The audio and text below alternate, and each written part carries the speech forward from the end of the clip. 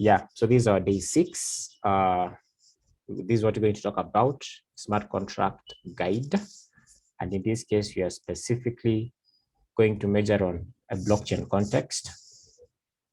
So right here, I believe you guys have identified your demo project. So you should start designing them. So basically figure out in your mind how things are going to flow. And actually, after the session today, you guys should be able to start working on your projects, because with the content you shall have consumed up to this session should get you going to work in your projects. So start doing that. Here are some of the tools that you're going to need, which up to this session I trust or expect you guys to already have within your machine. So you should have Rust installed. You should have the WebAssembly toolchain we talked about yesterday, the near CLI package, and you should own a testnet wallet account. Okay, so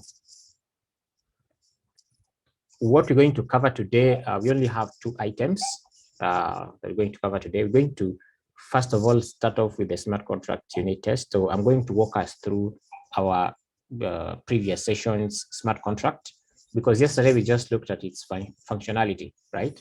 But we really never covered or tackled anything to do with that unit test. So that is what we're going to look at today. Then we're also going to study or extensively look at the ENV module. So the ENV module is what is going to expose a blockchain context to us as developers, and that we'll be able to make use of it within our smart contracts. Okay, awesome. So let's get started with this.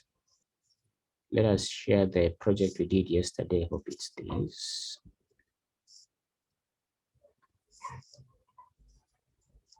Yes. Let's have a look at this. Here is our test. Now, maybe just to recap what we had yesterday. So here are the functions we had yesterday, the set greeting and the get greeting. And we are making use of the records property, which was of type lookup map right there to store our messages.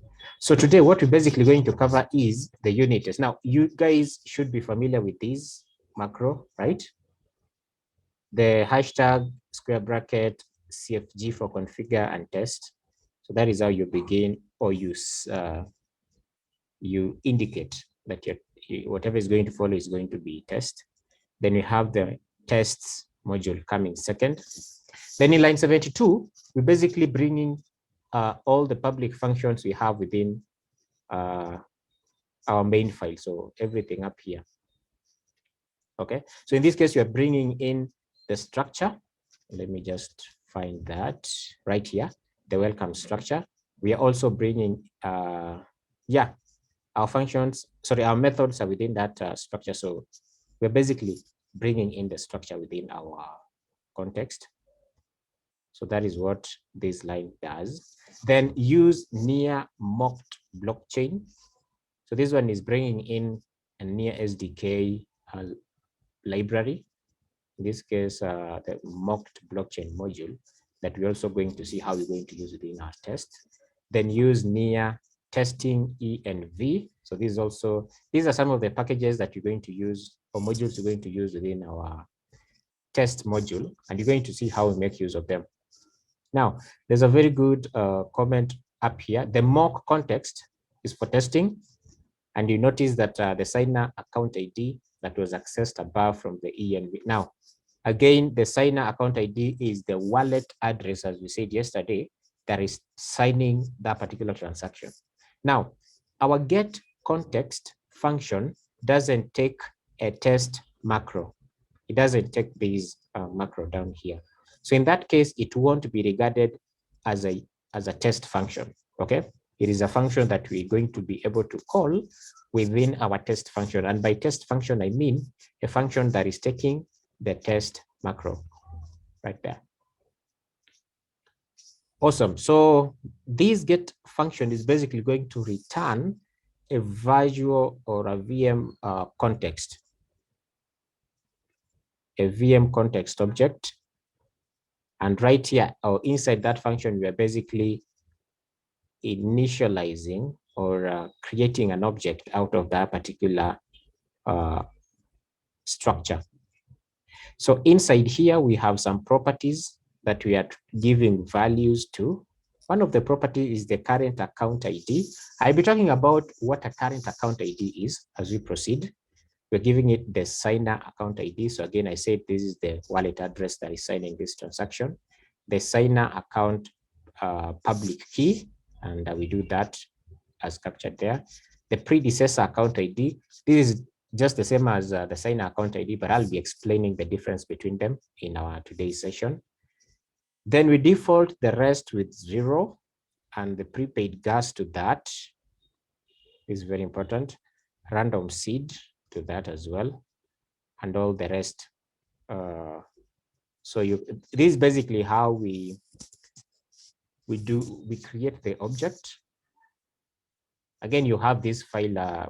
There's the GitHub link has this particular file, so you can always have a look at that later. Now, our very first unit test function is called the set then get greeting, or set then get greeting. So first of all, we set the message, then we get the message. So inside it, we are creating a VM context object, and we're naming it context.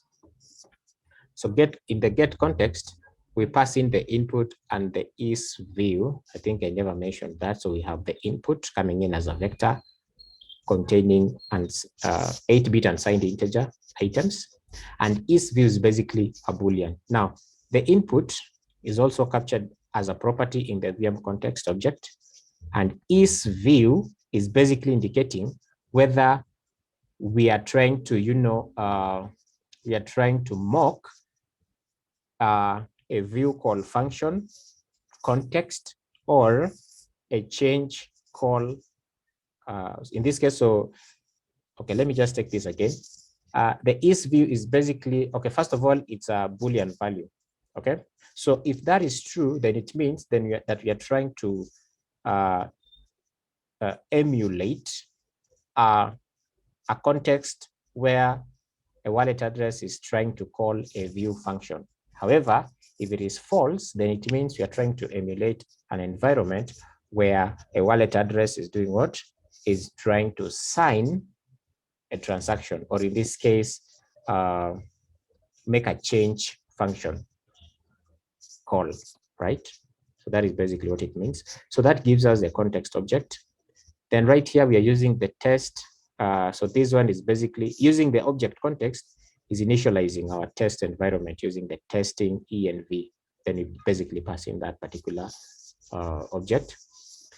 Then, like I said, we are bringing in our welcome structure, and we basically invoke the default function. So that is going to basically help us set up everything within our structure, or basically initialize our structure. And we're going to store that object under the contract variable as mutable, or as a mutable variable.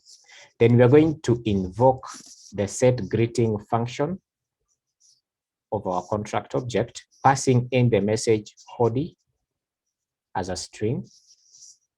Then since we passed the message, or since we set the greeting, we expect that to have been stored within our records database, or the records property of our welcome structure. Now, this function is basically trying to test that if that is actually the case, okay? So again, I talked about assert EQ while we were covering Rust unit tests. So I said that assert EQ is basically going to test if the value here is exactly equal to the value over here. So if the first parameter or the left parameter is equal to the second parameter, or what they call the right parameter, okay? Now, here we are going to test if HODI.toString, or the string HODI, that is the string that we passed over here. So toString is basically converting it to type string, okay? So it is converting it to this type, the one I've just highlighted, okay? So if in this case, we are testing if this string is exactly equal to what our get greeting function is going to return. Okay, so now that we stored this string using the set greeting, we expect it to have been stored inside our records lookup map. Then using the get function, where is that? Using the get greeting function, passing in the account ID that signed that particular transaction, we should be able to get the exact string that we stored earlier. So that is basically what is happening within this statement, that is line 104. We first of all pass in the string that we passed as an argument while setting the greeting. Then we check if that value is going to be equal to the value returned by our get greeting function of our contract object that we created above here. And our get greeting function is basically going to take the wallet address that signed that particular transaction. So in this case, it was Bob_Nia. And again, where did that come from? Up here, guys. So here is how we configured that. The wallet address that was signing that particular transaction in line 80. Okay. So that is where that came from. So we pass that as an argument. So these should be able to return to us a string HODI. Okay. If the two values are equal, then the test passes. If otherwise, then the test fails. Okay. Let's now have a look at the get default greeting. So the second test function is the get default greeting function. So this is a unit test function, again, indicated by the hash square bracket test macro. Then inside it, we are also creating the context, or our test environment context. So we get the context object, we configure our test environment using it by making use of the test env macro. Then we instantiate our contract object using the welcome structure. This was imported from our main file or the lib file using this statement in line 72. Then there's a comment here. So this test did not call set greeting, and so should return the default hello greeting. Okay. So in this case, we are trying to get a string, sorry, to get a greeting message, passing in the wallet address that we suspect might have set the greeting message. However, we did not explicitly set that within our unit test. So the default, if you look at the get greeting function, let me just head on to that point. So right here, it means if this account ID, which in this case is the key to our records lookup map, if it is not going to be found within our records, then the default value that is going to be returned is hello, the string hello. Okay, so that is basically what we are trying to test in our function over here. So we are basically asserting if the string hello is equal to what is going to be returned by invoking the get greeting function of our contract object. Okay, so in this case, it should return the string hello. Why? Because this particular wallet address, the francis.nia wallet address, did not set this greeting at any point in time. And so by checking in our records lookup map, there's nothing or there's no message that is going to be found. And so we are going to return the default string hello. So again, while running this, the test should pass. So I'll just head on to my terminal. Then we're going to see how this is going to unfold. So I'll just do cargo test. Now, if I run that, let's see what this is going to give us.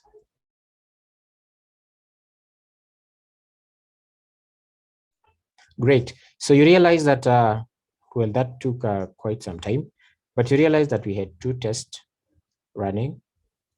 Then one of the tests was get default greeting. That is the first unit test function. The second one was set, then get greeting. Now we had set, then get greeting, then get default greeting unit test. So both of them are captured there, and all of them are passing, or in this case, 2 tests passed and none failed. Okay, so that is basically what's going on over there. If I went ahead and let me just minimize this for now. Yeah, so if I went ahead and in our get default greeting added this particular right here. So if I added this statement, and in that case, I'll need to sign this transaction. So it really won't make sense, or it won't come out the way I expected. So let's just leave it like that. We'll cover more tests as we look at a project that we're going to work on for the session. That is probably Friday this week. We're going to have a project, a smart contract project, that we're basically going to walk through and see how things are also going to unfold. But for now, since you have the knowledge or what you grasped in our previous sessions on Rust, and particularly unit tests in Rust, you should be able to at least figure out what's going on over here. So that it's just to give you some boost and be able to know what's actually going on. Okay. So something else we're going to, so that is basically it about the unit test, unless there's a question from anyone. So here are some of the items we're going to cover today. So today we're basically going to look at how can we make use of because there's some things in when it comes to blockchain or smart contract programming. There's some things we may want to have access to that are purposely given to us or availed to us by the context or in the context of that particular blockchain. Something like the wallet address that is signing the transaction within our smart contract, the storage cost, because again, I said the data you're going to store in your smart contract is going to require you to pay for its storage. And for in this case, with the near protocol blockchain, this money is going to be deducted out of the wallet address where you're going to deploy your smart contract. So if you're going to store a number of data within your smart contract, then you can be sure that if you had, let's say, 50 NIA within your smart contract, it will start reducing. So the more the data, the more your available balance will do what? Will reduce. So we may want to have access to this information. So this information is purposely or particularly available or availed to us out of the box through the blockchain context. Now, in near protocol blockchain, and in this case, while doing your smart contract using the Rust programming language, there's a module that is availed to us, the ENV module. I think we looked at it or we came across it yesterday. This is the module that is going to help us access all this information and very many other that we're going to look at today that we can be able to make use of within our smart contract. Now, again, as we proceed, as we talk about this, I'll be showing us, or we'll be covering how we can basically implement this or make use of them within our smart contract. Okay. Now you realize that I've just created another project, and this one I've named it the near context, right? And in my, if you look at the source code, now I just have one file. I just have one file, the lib.rs file. That is the file I'm going to work on. However, the code is a bit different. So I just did away with the boilerplate code we had yesterday. Then I added the functions that we're going to work with today for us to be able to make work a bit easier over this session. So my importations are right. If you keen, we had all that in, we have all that in place. Then over here, I have a contract structure, which is a public. but then we don't have any property in it because we are really not so much concerned with that today. So I'm just giving it some macro over there, the nearby engine macro. And guys, by the way, I think I should mention this while you're going to do or work on your demo project.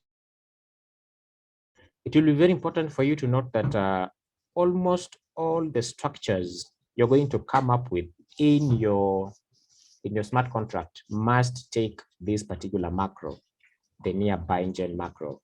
And in most cases, this one as well. So the derive, Bosch, serialize, and Bosch deserialize. So in most cases, they're going to take that, take note of that. Though we still have many that you can make use of, like the JSON serialization macro. We'll look at it as we proceed. Now over here, I'm simply doing some default implementation for my structure within my smart contract.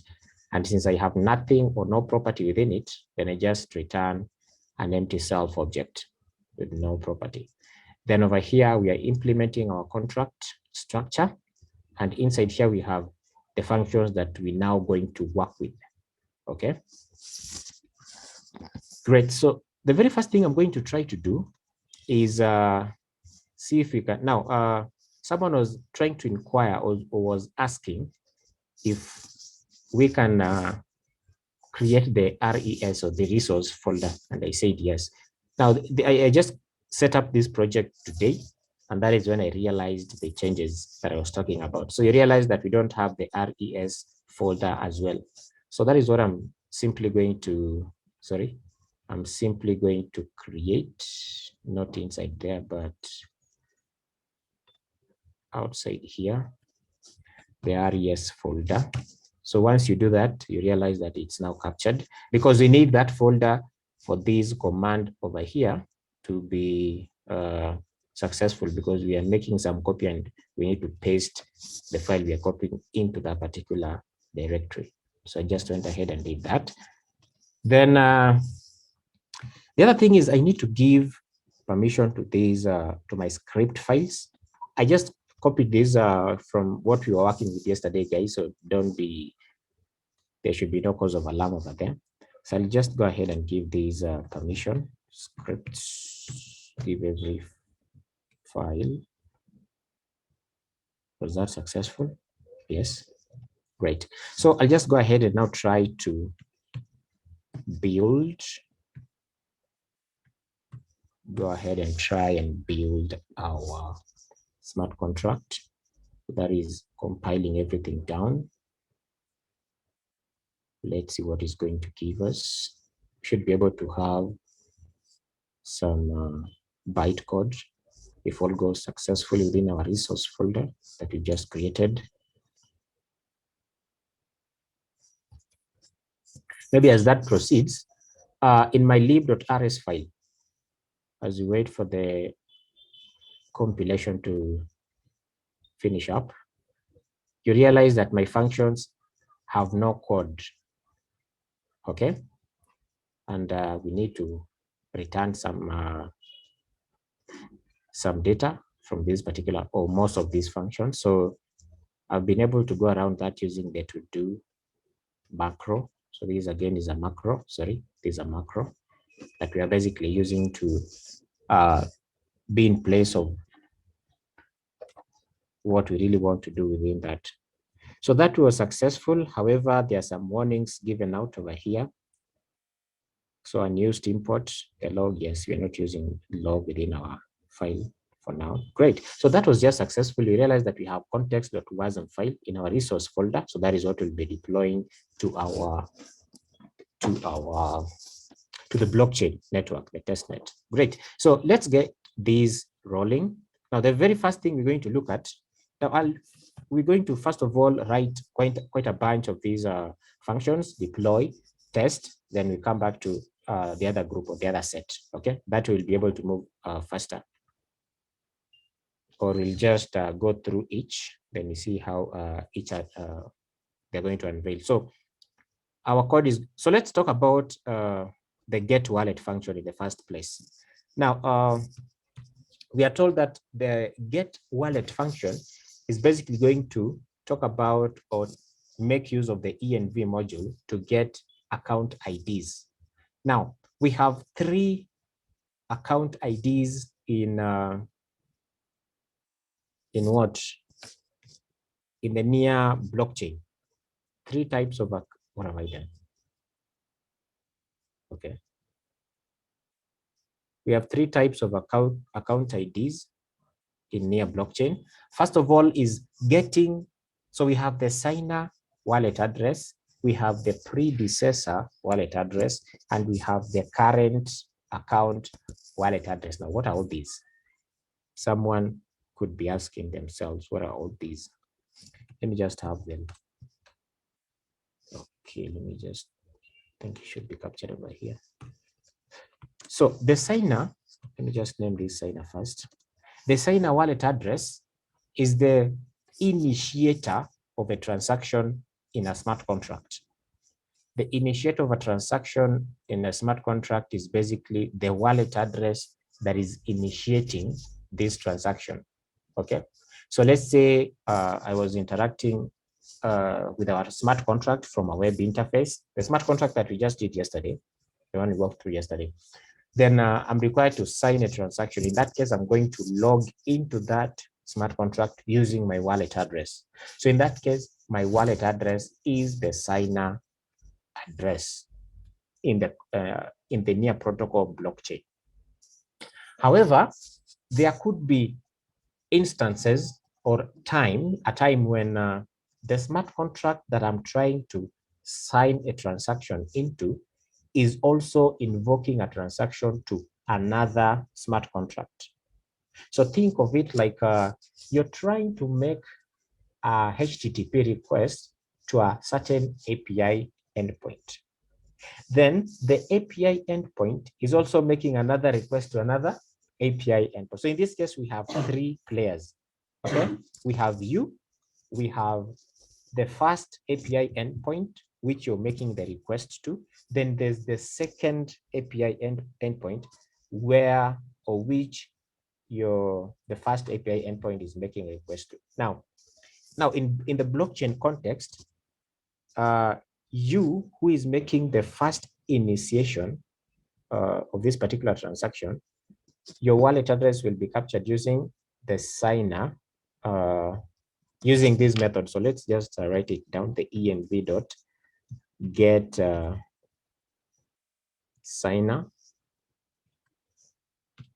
should be get signer ID. I don't know if we have this env in place. Let's see. Yeah, we need to import it. So let's just have it in.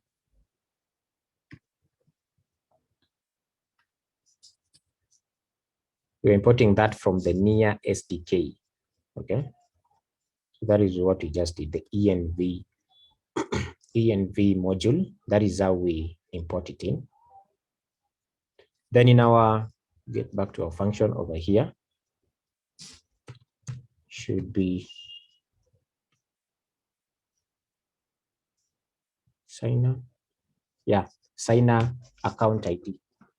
My Rust analyzer just helped me over there. So we get the first or the initiator of the transaction using the signer account ID function of our env module.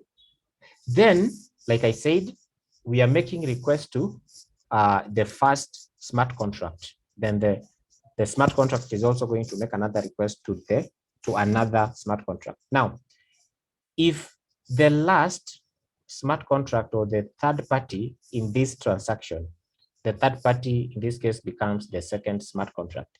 If they wanted to find the wallet address of the first smart contract, so the smart contract that made the call or initiated a transaction in the second smart contract, they'll be able to do that using this other function. So let's call this predecessor. Predecessor. I hope that is the right spelling. So we use the env module and we do predecessor account ID. Great.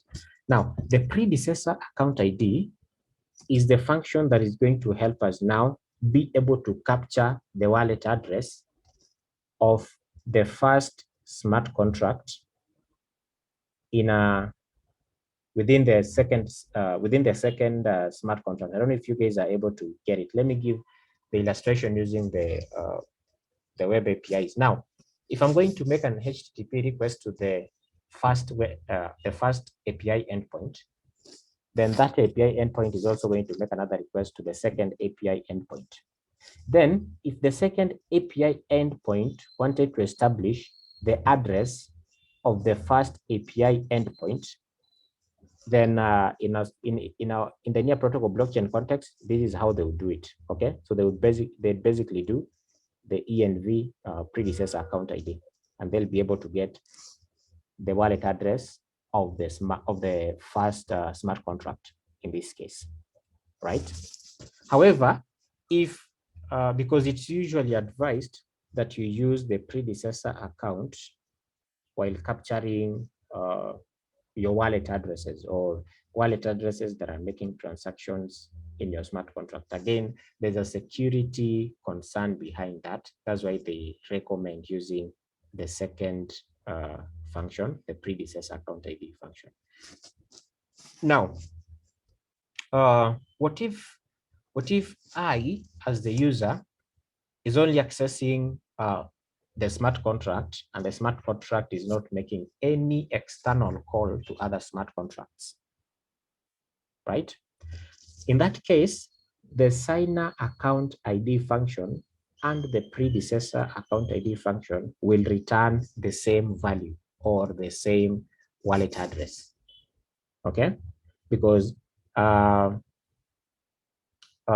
if the predecessor account ID function was used in the second smart contract, then we would be able to find the wallet address of the first smart contract. However, if we use it within the first smart contract, then it means it is going to hold the value equal to what is held in the signer account ID. So they are basically going to have the same value. Like in this case, we expect now the signer and the predecessor to have the same value. I really hope that is clear. Let's now move on to getting the smart contract wallet ID. What do you mean by this? Let me name this current. Now, like yesterday, we went through a basic smart contract that was available to us out of the box while we were setting up our project. Then we deployed it on blockchain. And while deploying it, we specified the wallet address where we were going to deploy our smart contract. And like I said yesterday, that a smart contract can only be contained in one wallet address. So the ratio of wallet address to the smart contract is 1:1. Okay, so we can only have a wallet address contain one smart contract. Now, what if you wanted to capture the wallet address where your smart contract is going to be deployed? In this case, you could be a developer. You could have been contracted for a certain project. Then within your smart contract, you want to be able, or you want to craft it in such a way that you are able to identify the wallet address that this particular smart contract is going to be deployed to. So you're trying to do this even before, even without you knowing where the smart contract or the wallet address where the smart contract is actually going to be deployed, okay? Because there's a functionality within your program that requires that. So if you wanted to establish such an information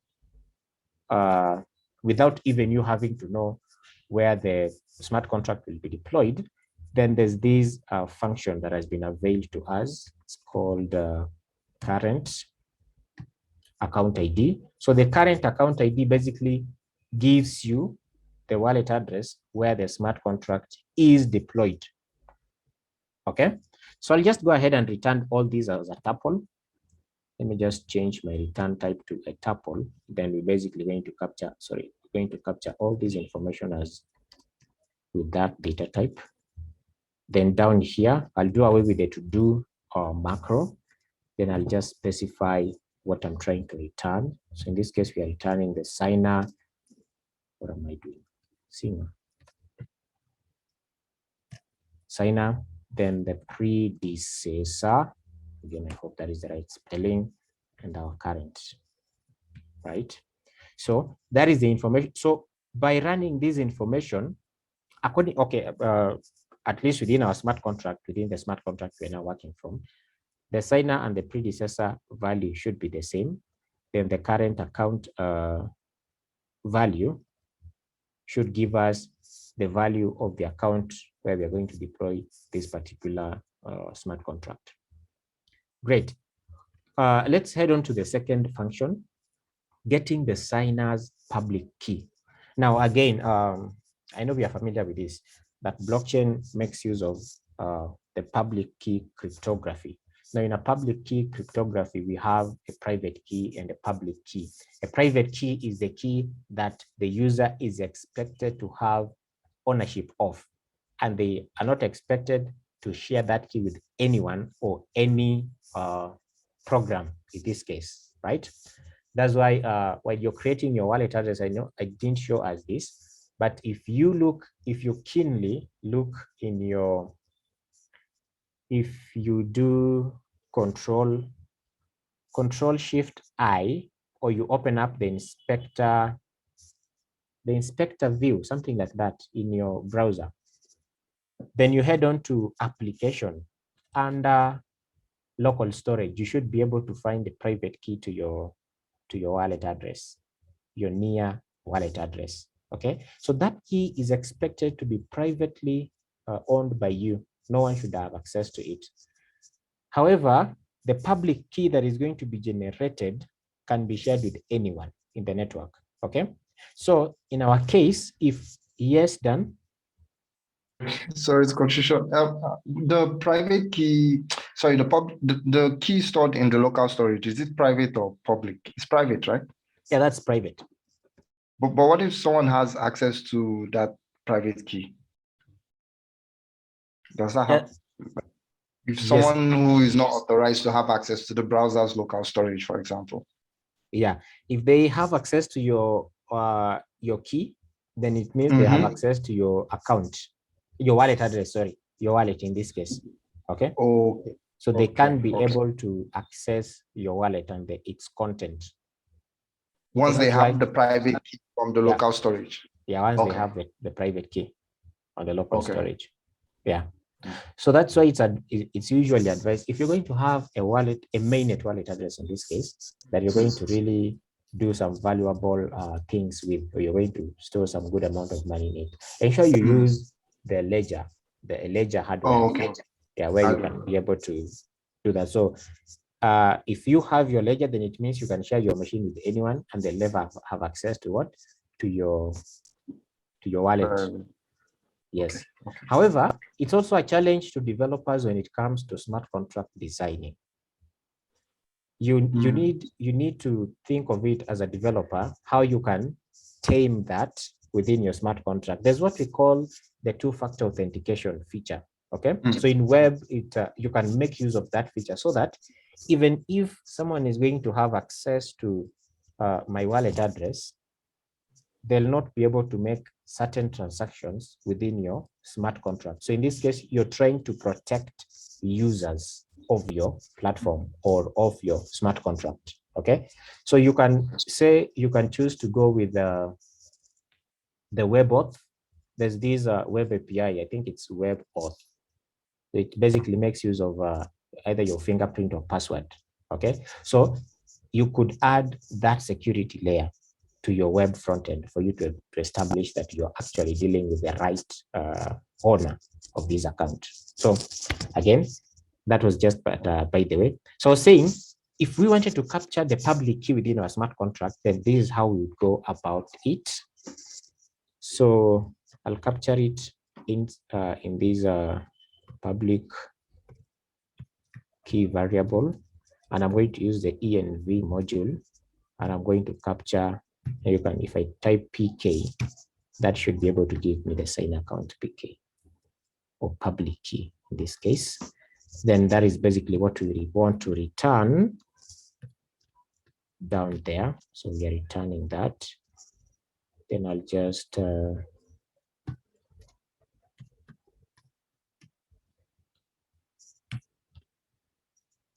sorry,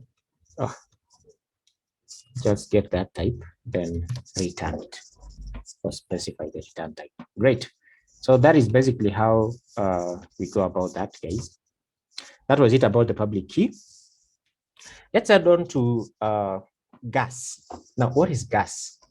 There's something very, I'd say, unique with blockchain systems or the smart contracts that you guys are going to work on. And this is, think of it like a car or, an engine. You're trying to cover a certain distance from point A to point B. Then you have your car or whatever engine you're using. Your engine requires some gas, could be petrol or diesel, whatever you're trying to use, or solar. So it means for you to get from point A to point B, you need the gas, either the gas or the battery charge, for if you're using an electric vehicle, for you to get from point A to point B. So if you intended to get from point A to point B, but then you didn't have enough gas within your engine to propel you from point A to point B, then it means you're going to halt, or your journey is going to be halted at some point in time within your journey. So in that case, you want to be able to reach point B, okay? The same thing, or that very same concept has been brought to the blockchain. And this is what you are saying. For you to perform any transaction, now in blockchain, it's put a bit, in blockchain, it's atomic. And by atomic, I mean, it has been implemented such that if you are coming from point A to point B, but then you didn't have enough gas to take you from point A to point B, then wherever you will have reached in your journey will simply roll back the events to point A. Okay, so we'll not take you to, it's like we're giving you some free ride back to where you started. Okay, so that is basically what is being implemented, what has been implemented on blockchain. So gas takes that concept. If you're going to perform a certain transaction on blockchain, and this transaction requires a certain amount of gas. Now, in blockchain, the gas is basically some tokens that you are required to attach. This is the token that is going to be used to award the miners or the minters in that particular blockchain, those who are running that blockchain infrastructure, okay? So if you attach less than what is expected, then it means whatever you'll have done or whatever executions that will have been done within the smart contract will basically be rolled back to their initial state. And so it will be like nothing happened. But then the less gas that you attached, the less gas tokens that you attached will not be returned back or will not be credited back to you because they've already been used. Okay, so how, as a developer, how can we be able to basically be able to see or view or get access to the amount of gas that has been attached to any particular transaction within our smart contract? This is how we go about it. Okay, this is how we do it. We just get rid of that. So for us to be able to get the attached gas, we're going to store this within our variable called attached gas. Then you're going to use the env module. Then if I print gas, this is going to give us the prepaid gas. Now the function prepaid gas is what is going to get us the total amount of gas that has been attached by the user or whoever is initiating this transaction. Okay, this will give us the total amount of gas that has been attached, even without before making any transaction or before spending it. Then we have down here, just get rid of this. Down here we have we can also be able to find the used gas. Now, assume that you had 10 liters you had filled your tank with 10 liters of gas while you're traveling from point A to point B. Then you successfully get to point B. Before you begin any journey from point B, it will be wise for you to check what you have in your tank before you take another journey, right? So in blockchain, or in the near protocol blockchain, a function that would help us establish what we've been what gas we've used, or what gas we've spent over the journey, is as follows. So this is going to be used gas, and we're going to use the env module to get used gas. So the function is used gas of the env module. So this function is what is going to help us establish the gas that we've spent so far within our journey. Okay. The prepaid gas function is going to help us establish what gas we had while starting our journey. Okay. So I really hope all that is clear. So again, let me specify this type first over there. Then I'm simply going to change the return type to a tuple containing 2 items of type gas. Then down here, I'm basically going to return the first tuple is going to be attached gas, then the second one is going to be used gas. Okay, so those are basically what we are returning over there. Now, gas is a custom type, so I need to import this again from the near SDK. So after bringing it in, you realize that the error disappears. Great. Let's move on to the next concept. I think after this, we need to build this, then deploy and proceed with the rest later. So we are here getting, yes, I have 2 people raising their hands. Yes, good evening, Paul. Good evening. So I wanted to ask, is the concept of the gas linked to the tokens in your wallet? Yeah, the gas you're going to attach is going to be deducted from the tokens you're going to have in your wallet. Okay, because in this case, the gas is in terms of money, not petrol or diesel or the electricity.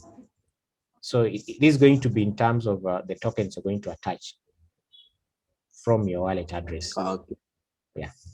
Okay. Yes, done. Thank Done. The functions we are working on here, are they provided by the near SDK? The ENV that we're using, getting the functions for? Yeah. These ones have been availed by NEAR, particularly through the NEAR SDK library. So we are bringing, we are accessing them using the ENV module. So you realize that we're importing this module from the NEAR SDK library, right? So these ones have been availed out of the box to us, so we don't have to implement them. Okay. They're basically trying to give us the context of the blockchain. Oh, okay. So they do all the heavy lifting for us. Okay. Cool. Yeah. We just need to make use of them. We don't have to implement them. Okay.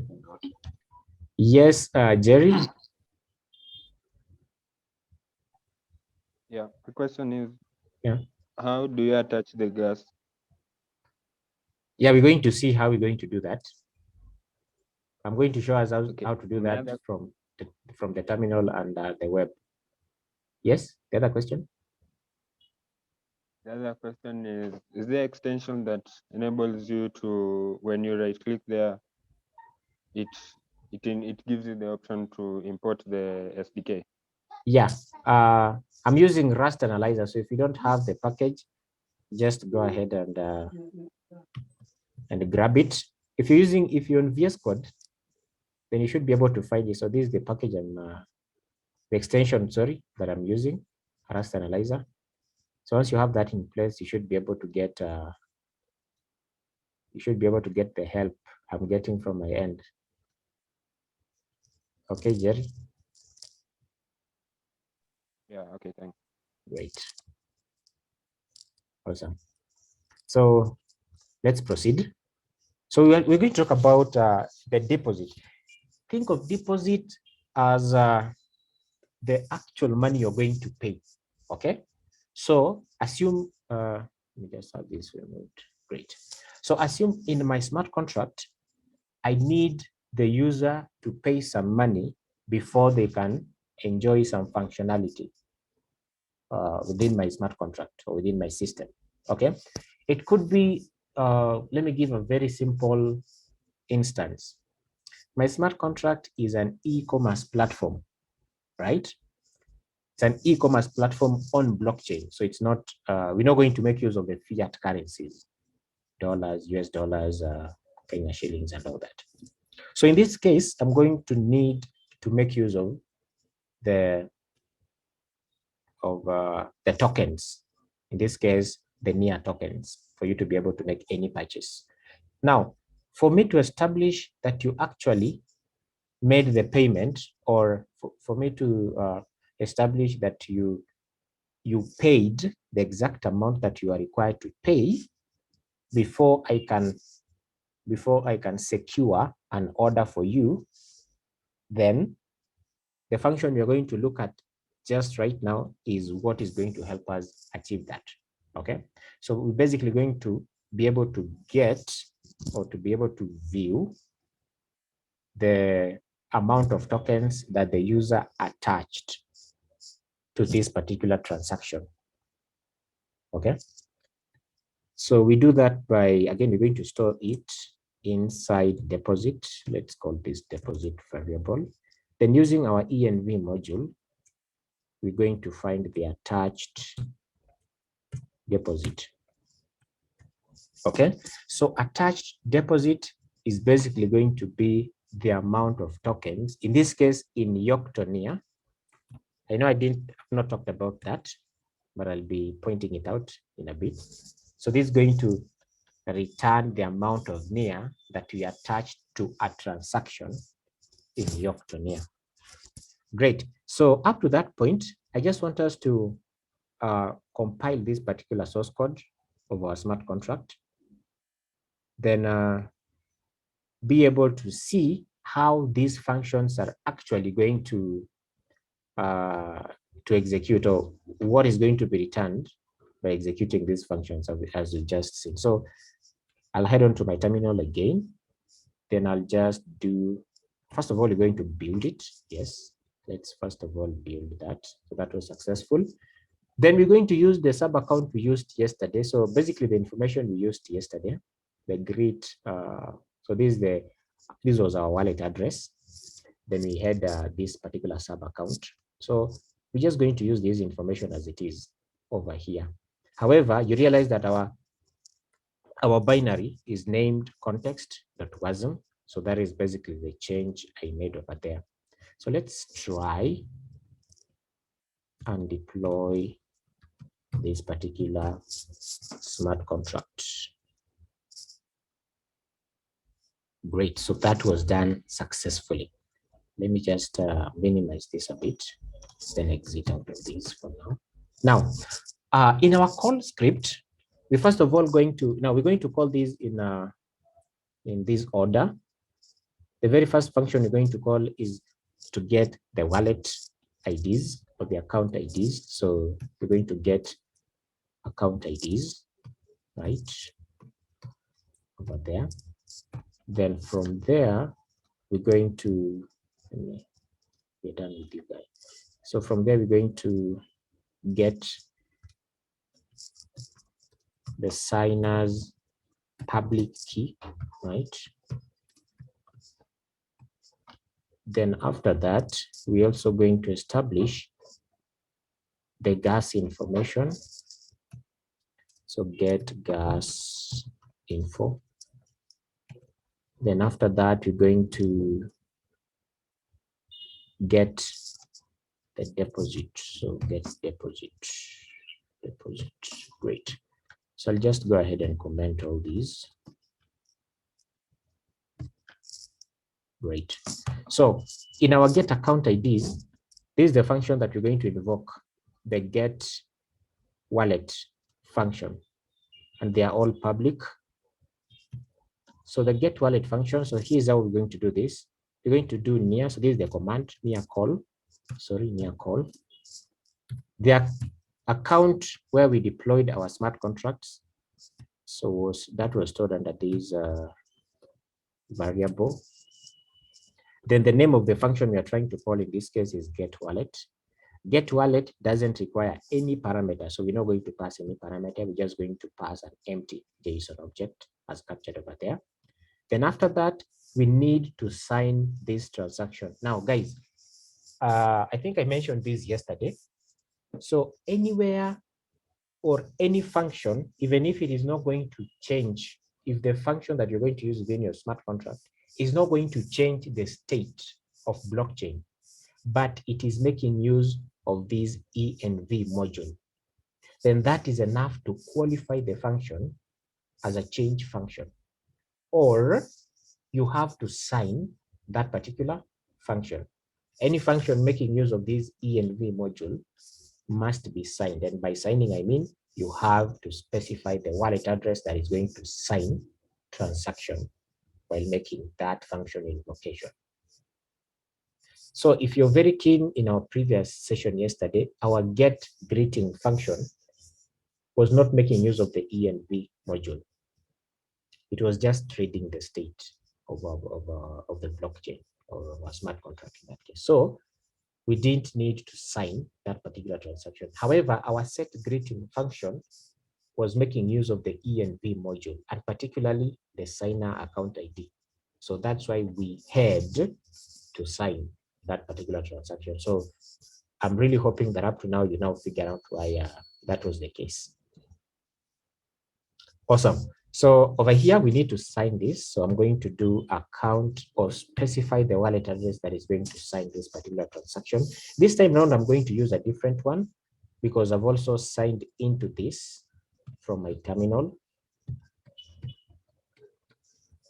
So I've just let me close that up. Yeah, so I'm using a different wallet address to do that. So let's go ahead and execute this in our terminal and see what is actually going to be returned to us. So we're going to call execute the call script.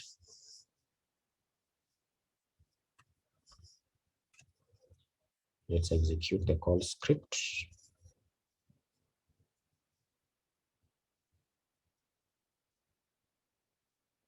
Great. So our call script returned a tuple. It's represented in the terminal as an array. But like I said, if I can just bring up the lib.rs file again, I said that in our case, the signer and the predecessor values are going to be equal as captured over here, guys. Then the current account is the account where we deployed our smart contracts. So where did we deploy our smart contract? The grit.c4-sanctuary.testnet. Okay, so again, I hope that this is very clear now. You've now got that quite clearly. Let me now go ahead and let's go ahead and invoke the get public key. So that is going to come as our second command. I'll just do away with the first one because you've seen the response from that. Then our second command is going to basically invoke the get PK or get public key function of our smart contract. Again, it doesn't require any parameter. However, we have to sign it because you're making use of the ENV module. So let's go ahead and make this call and see what is going to be displayed to us as well.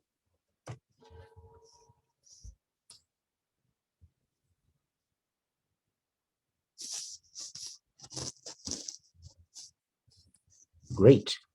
There we go. We have our public. So this is the public key to this wallet address. Okay. Here's my wallet address.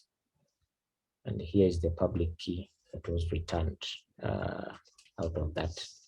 So that is basically how we go about that. Let's move on to the gas info. Let's go ahead and get some info about the gas. So it's also going to be a call function. But this time around, we're going to invoke the get gas function of our smart contract. It doesn't require any parameters, so it takes an empty JSON representation. Then we have to sign it. However, I think someone asked this. So this is where we're going to specify the amount of gas we're going to attach. However, these are the previous transactions. We've been having some gas attached to them by default.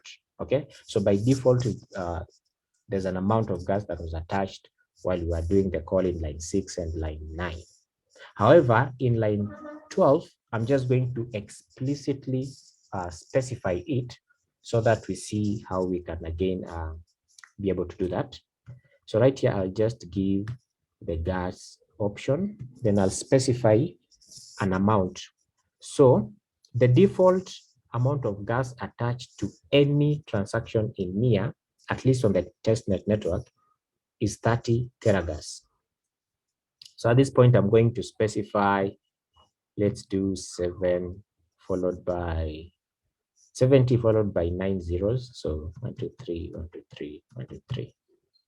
Great. Let's see how much gas is this, right? And whether it's even going to be enough for this particular transaction. So I'll go ahead and call this script again. This time around, it is going to invoke the get gas function of our smart contract. And if the gas we attached was enough, that is going to be successful. So guys, you realize that there's a function that has happened. Sorry, there's an error that has happened. And you are told that you exceeded the prepaid gas. So here's the error message. We exceeded the prepaid gas. What this basically means is we attached a less amount of gas than what was expected to do what? To have our transaction executed successfully. So we attached less than was required. That's why we have this error. So in that case, that transaction was not successful or nothing was executed at that point. Okay. So at this point, we attached 70, that was 70 billion, right? So I'll just add some other 6 zeros to it. 1, 2, 3, 1, 2, 3. Let's now go ahead and see whether it's going to be successful or not. Yeah, that was still not successful. And the error, if I can find the error, total prepaid gas was exceeded. We had the limit over there, and the total prepaid was this. So this is basically telling us that I think we attached more than what was expected. Okay, so I'll just go ahead and have this copied, and let's have it as a value over here. Just paste it there, and let's give this a try again.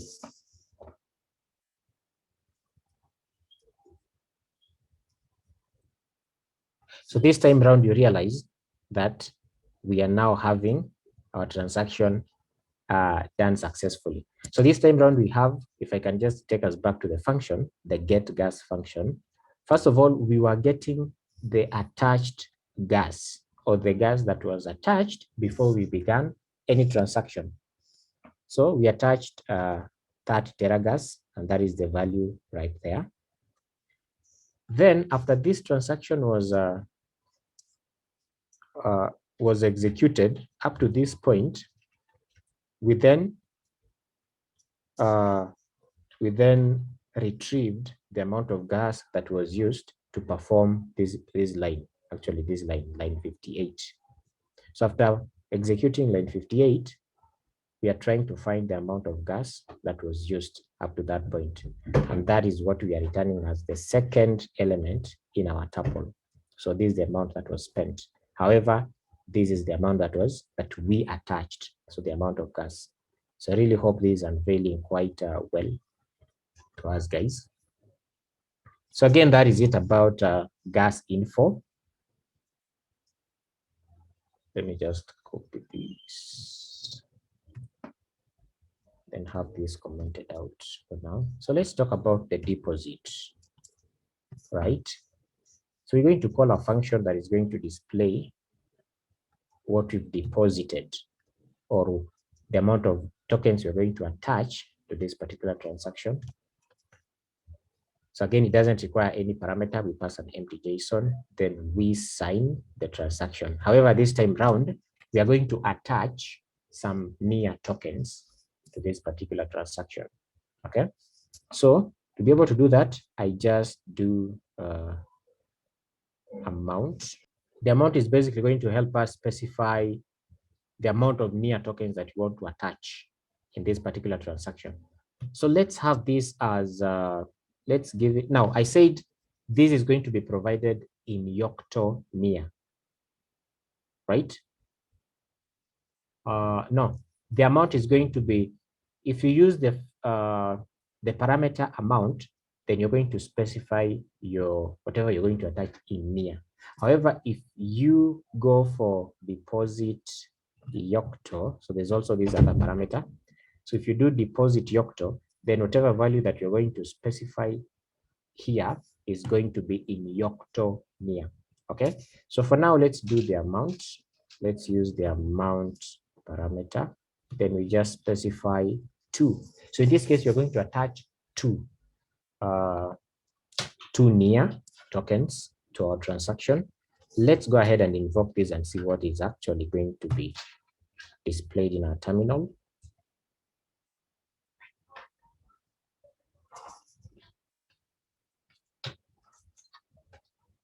Great. So this is returning the amount of tokens we attached, but in Yocto NIA. Okay, so the smallest unit of tokens in the NIA protocol blockchain. That is what we refer to as Yocto NIA. So one NIA is equivalent to 10 power 24 Yocto NIA. So that is the relationship. So now that we attached 2 NIA tokens, it means that that was converted to, or rather it was multiplied by 10 to power 24, then returned to us. So that is basically what is being displayed in my terminal. So these are very big number over there. Okay, so that is the deposit, or what we attached to this particular transaction to make any payments that may be needed within our smart contract. Great, let's proceed, guys.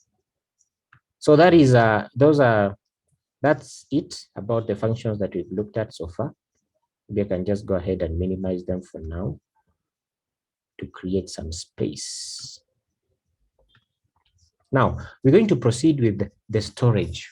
What if we want to get some storage info using this ENV module? Of course, how can we go about that? So first of all, I said for every data you store on the NIA protocol blockchain, there are some tokens that are going to be locked out of the wallet address where the smart contract is going to be deployed to cater for the storage space. In other words, for every data into your smart contract, you always pay for it in one way or the other. So how do we establish the cost of a storage space? So let's say, like in NIA, there's a storage, there's a relationship between cost and space. So there's some amount of tokens you need to pay for every byte of data you store in your smart contract. So this is the cost we are going to try to see or to establish within our smart contract. So for us to be able to establish that particular cost, I'm going to name this storage cost. Then I'm going to use the ENV module to basically be able to bring that. So storage byte cost, that is the function storage byte cost. This is going to return a value of type 128-bit unsigned integer. So that is basically what we've captured there. Then you may also want to establish the amount of storage that has been, or that is occupied within your smart contract, right? So you want to know, okay, we are like in our greeting smart contract that we went through yesterday, we had people throwing in data or messages into our smart contract. So in that case, we, the owners of the smart contract, are the people who are going to cater for what? For the storage cost of all that data that is going to be brought, that is going to come into our smart contract. So for every message going to be sent into our smart contract, there's a certain of money that is going to be locked out of our wallet, or the wallet where we deployed our smart contract. So what if you wanted to establish the amount of storage that has been used in any particular transaction instance within our smart contract? How can we be able to establish this? Again, I'll be talking more about this storage concept while we're going to cover storage staking. Okay, so just hold on, and we'll see how we're going to use these functions to actually make something out of that.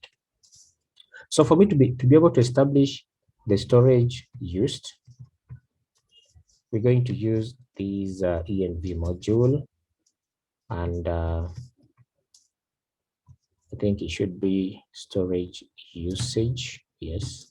So this is the method we're going to use, storage usage method, to be able to establish the storage that is occupied, or the amount of storage that has been used so far. So this is going to return to us a value of type 64-bit unsigned integer, and we're going to return a tuple containing these two information, or these two values. So over here, I'll just return a tuple with the storage cost. So this is going to be the storage cost per byte in the near protocol blockchain. Then you're going to return the storage used. So the storage that has been used so far in our smart contract. That is basically it. Let's move on to this other function, the get balance. Now, we may want to get, now this is basically going to be sort of specific to the current account. And by that, I mean, we're going to check the balance of the wallet address where our smart contract is going to be deployed. Okay, so we won't be able to check the balance of the user trying to make the transactions within our smart contract. Again, for security reasons, that is how this has been implemented in the near protocol blockchain. So if we wanted to get the balance that our smart contract wallet address has, this is how we go about it. So I'll do balance. Then we're going to use the env. We use the env module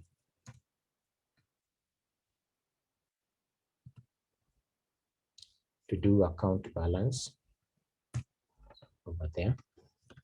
So the function account balance should be able to return to us, be able to get us the account or the amount of tokens that we apparently have within our account. So that is going to take type 128-bit unsigned integer.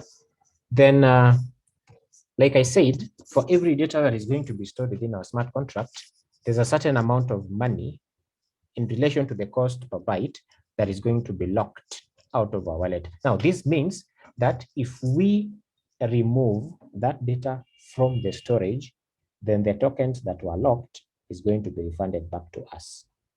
However, as long as it is stored within our smart contract, then that amount of tokens will ever be locked.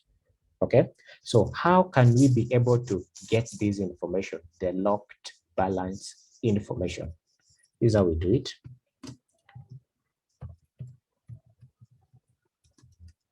Again, we're using the env module to get locked account locked balance.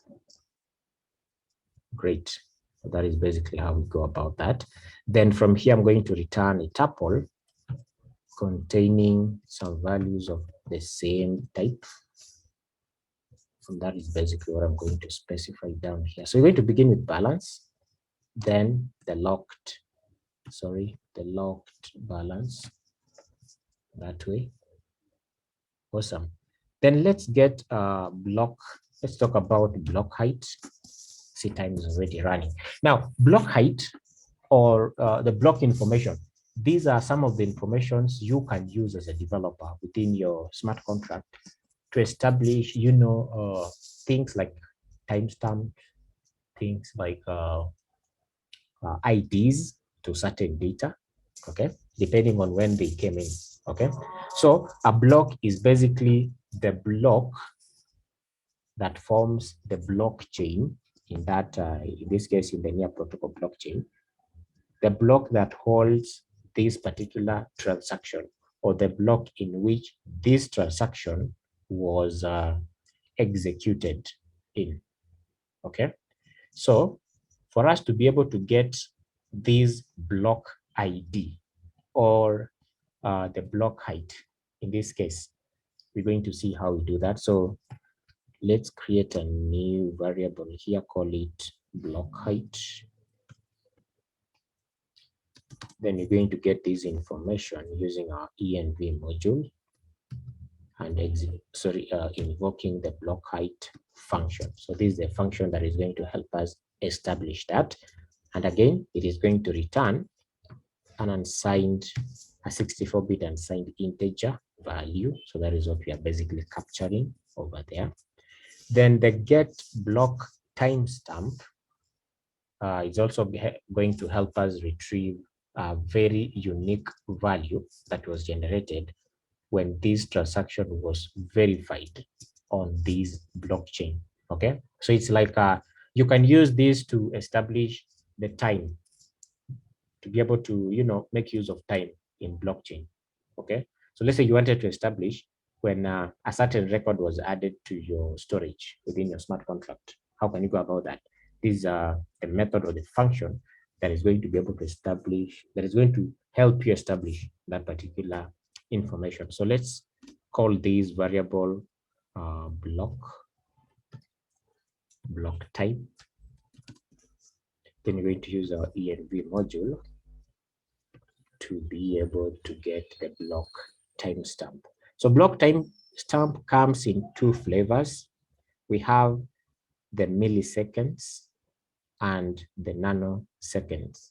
So the one I'm going to use is going to make use of the nanoseconds, basically going to get us a value in nanoseconds. So that is what I just used over there. Then I'm going to return a tuple again. Let's return a tuple of type U64 for our block height and U64 for our time stamp. Then down here, I'll just return the block height as our first value, then the block time as our second value. Great. So that is basically how we go about that.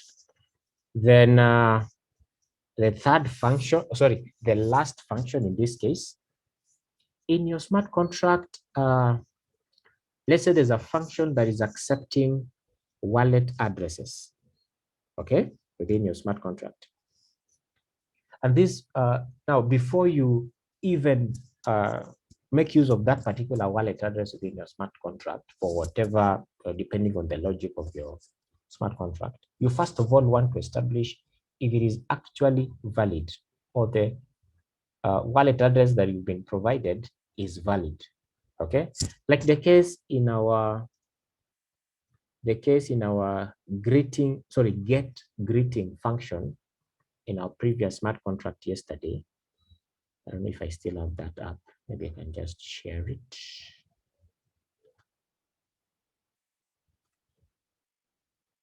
Yeah. In this particular function, you realize we are requiring the user to provide an account ID, in this case, the wallet address. Then we just go ahead and check if it exists within our database. So we may want to first of all establish if this account ID is actually valid before even proceeding to check it in our database. So that is basically what the function we're going to look at next is going to help us achieve, the is valid account, right? So right here, we're going to, let's pass in a parameter, call it account ID. This is going to come in as a string. Then our code is definitely going to go right here. So let's store this in a variable, call it is valid. Then use the env to check the validity of that particular account ID. So in this case, we're going to pass in a string, which is going to come in as a count ID. Then we're going to pass it as a byte to this particular function. Then this function will basically tell us if that is a valid account ID or not. So in that case, it's going to return to us a Boolean value. Okay. So this is basically the value that we're going to return is valid. And we're going to return from this function is valid. What did I write? Come on. Great. So that way. So this one checks if an account ID is valid. So great. So we have, I think we've exhausted all the functions. So let's go ahead and build again this smart contract, because definitely we made some changes to it. Then redeploy and see how carry on from where we left with our calls. So I'll first of all build that. That happened successfully. Then I'll go ahead now and deploy. So that should redeploy it to our sub account. That is going to be fast. Great. So that just finished successfully. Now I'll head on to our call script. So this is where we're going to work from. We just comment all that out. Now, the functions we're going to test this time around are going to be the storage info. So we're going to get some storage info. Then from there, we're going to have, we're also going to look at the balance info. So balance info. Then we're going to look at the block info. Then we're going to look at validity, right? Or let's call this account validity. Great. Awesome. So we are here. Let's call our, because we now have a latest version of our smart contract deployed, let's go ahead and call this other function. So we're going to begin with the storage function, get storage info function. And I'm just going to do near call. Pass in our sub account over here,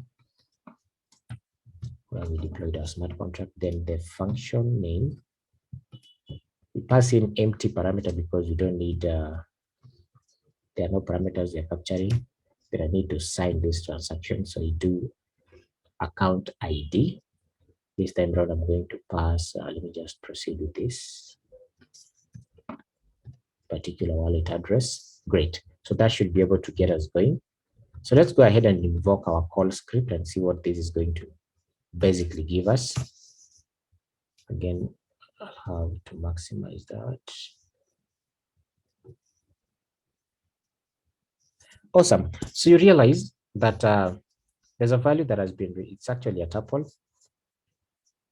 So we have the first value and the second value. If we go back to our lib.rs file, our get storage info function was returning a tuple, and the first value was the storage cost. So this storage cost again is in Yocto MIA. Okay. So if you wanted to get this in MIA, we basically have to divide this by 10 raised to power 24. Okay, for us to be able to establish what this is.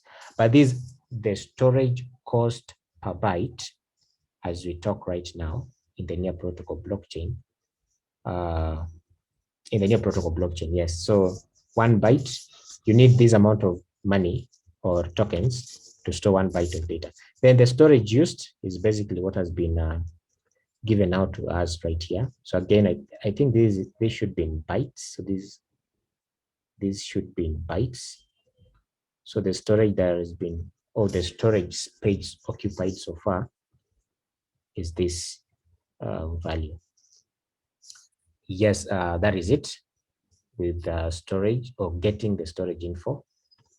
Let me just have this copied, then commented out for us to establish our balance.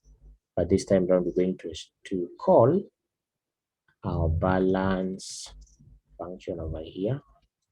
Great. So our balance function, like I said before, is basically going to help us get the balance of the wallet address where our smart contract was deployed to. So let's go ahead and run this script again and see what this is going to give us.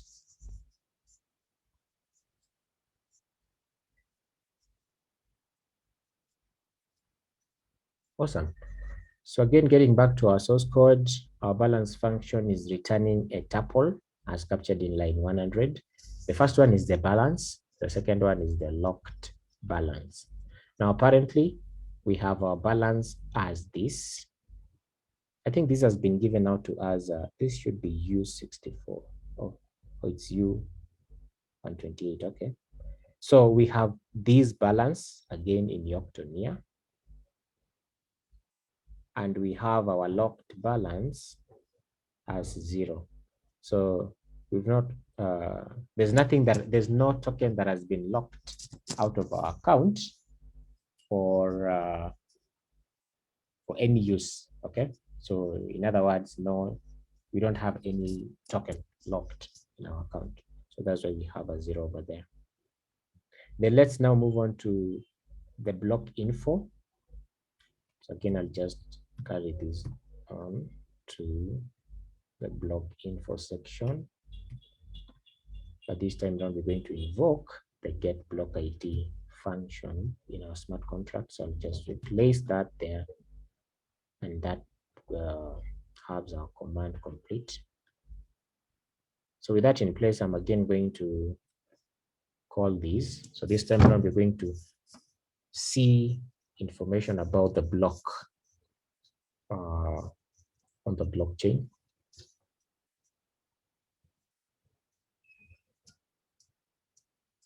So let's have that execute. Taking quite a bit of it. Okay. So here we are. If we go back to our source code, our get block ID function was returning a tuple. Within the tuple, the first value was the block height, what you can see over here, guys. Okay. Then the second function was the block time. And like I specified, is going to be nanoseconds. So this is the block timestamp in nanoseconds. So that is basically the value. Okay. So again, I hope that is home. Let's move on to the, I guess, the last one, account validity. So our account validity, if I go back to our source code, here is the function. The function requires us to pass in the account ID parameter. So this time around, we're basically going to, yes, we're going to invoke the isValidAccount function, but then we have to provide this parameter. How is this parameter going to come in?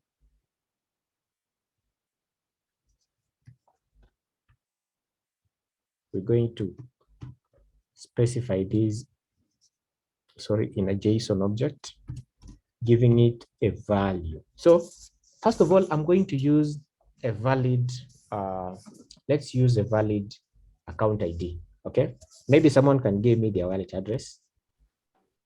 So maybe as we wait for DJ to do that, I'm going to provide just some random string. Okay. So hello, let's check if hello is a valid wallet address. And again, I'm going to sign this transaction using the same statement. So let's go ahead and call this.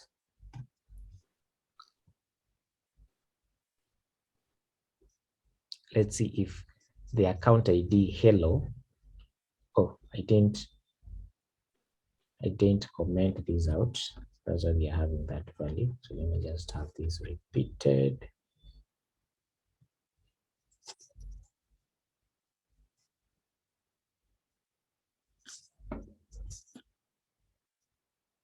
Oh, so this is giving me true. So it's telling me that hello is a valid account ID. Okay, I didn't know that. Let's give this a try again using that other string.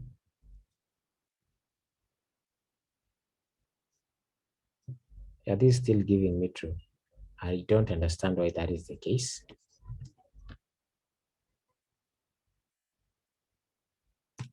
I don't understand why that is the case.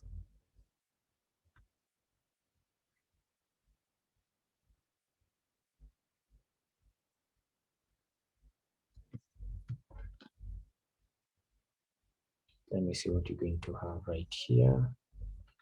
Using this as the wallet address. Now this should definitely give us a true.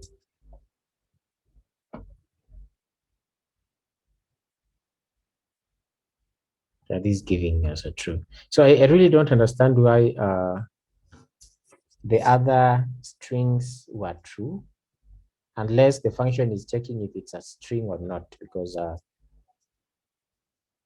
what we provided, we didn't expect all that to be, you know,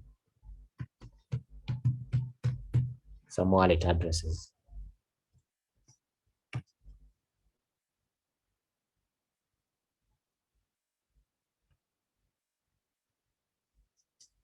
That is strange to me, guys.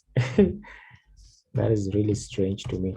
So the function is basically giving us a true Boolean value for all the strings that I think we're going to pass. So unless it is checking if the value is a string or not. So returns true if the given ID is valid and false otherwise. That has not been the case though in our trial. But yeah, we definitely can do research on that and establish why that is the case. I think I'll be open to that. Okay.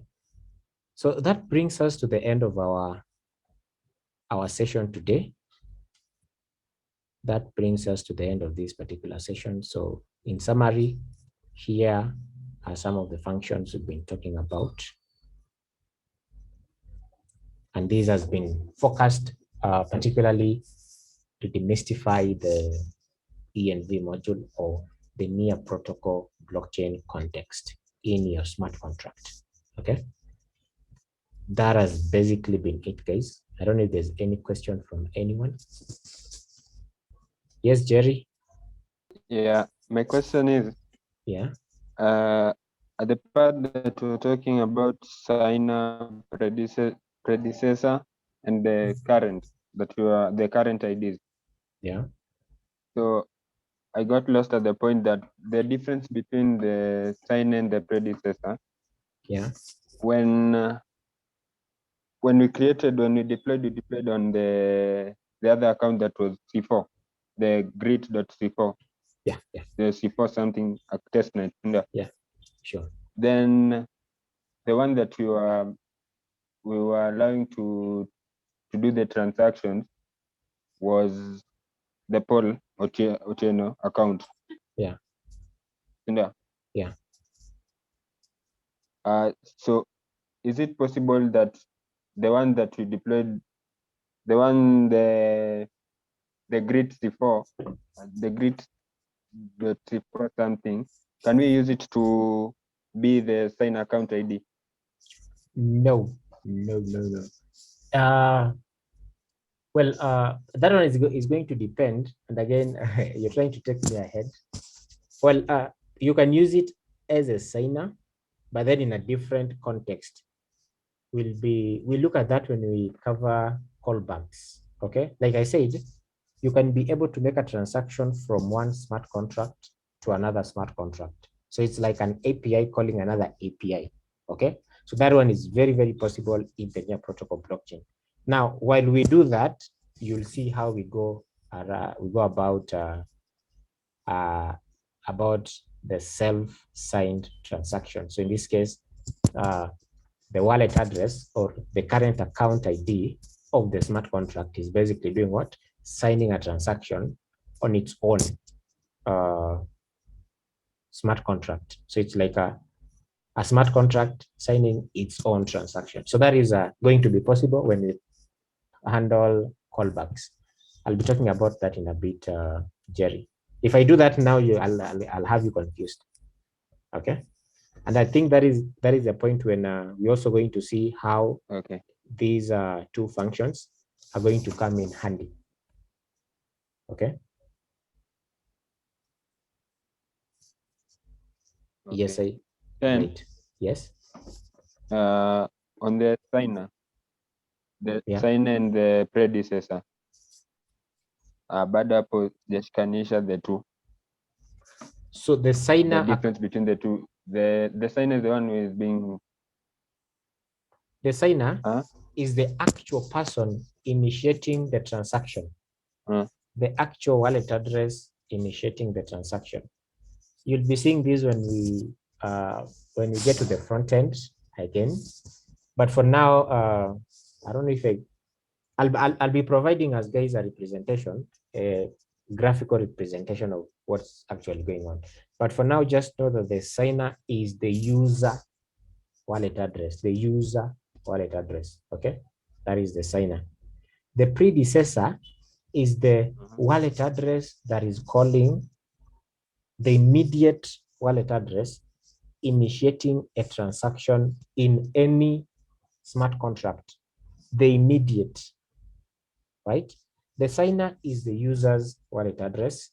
The predecessor is the immediate wallet address initiating a transaction in any given smart contract. So if we are talking of our smart contract, our current smart contract or our smart contract that we covered in our previous session, it means that the signer account ID would be the user's wallet. In this case, the one we used, it could be Paul Otieno .testnet or the C4 hyphen Sankore that we used yesterday, right? Then the immediate wallet address initiating a transaction in that particular smart contract will still remain to be either Paul Otieno, as the case in our current smart contract, or C4 in our previous smart contract in our session yesterday. But if our smart contract was invoking a function in a different smart contract, so in this case, our smart contract is basically calling another smart contract, okay? Then the other smart contract wanted to establish the immediate caller or the immediate wallet address that initiated that particular transaction. It will be able to get the wallet address of the first smart contract using the predecessor function, this particular function, okay? But if they wanted to establish the user that initiated that transaction, then they will be able to use the signer account ID function to be able to establish that. I'll expound this more when we talk about callbacks in here, and I hope you'll be able to get your head around it when you get there.